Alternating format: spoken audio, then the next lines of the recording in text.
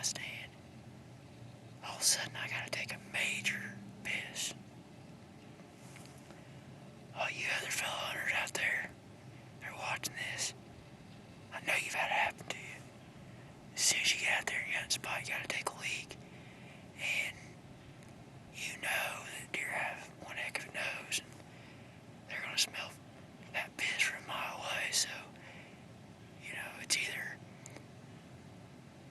just leave your hunt or get far away from your stand and take a piss and probably ruin that hunt, but at least you won't have the piss in your right beside your stand, ruin your stand for a long time.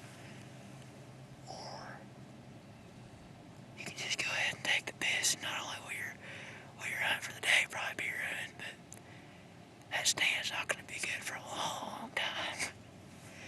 Alright, well, today was one of them days, man. I got to the stand, and I got to where I was going to sit, got in my tree, and I'm just shaking all around, man. I had to take a leak.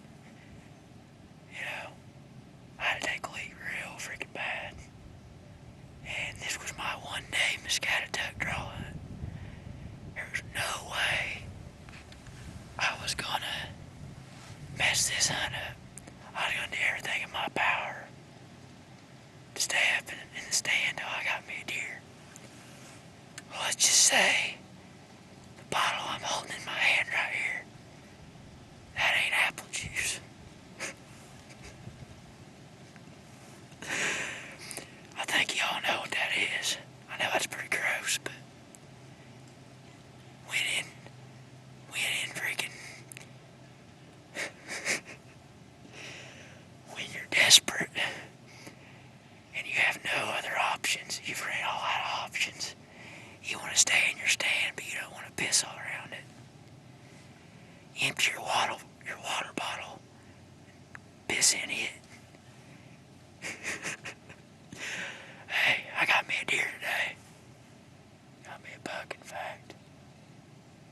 And you gotta do what you gotta do, right? I don't know what the fuck I'm gonna do with this thing.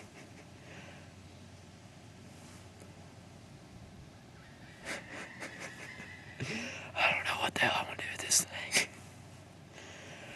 I don't want to put it in my bag, but if I throw it to the ground, it's probably gonna spill everywhere. I have an extra rope, just some cheapo rope in a row. I think I'm gonna cut a long piece of that off and let it down with that. Dispose of it someplace. Shit.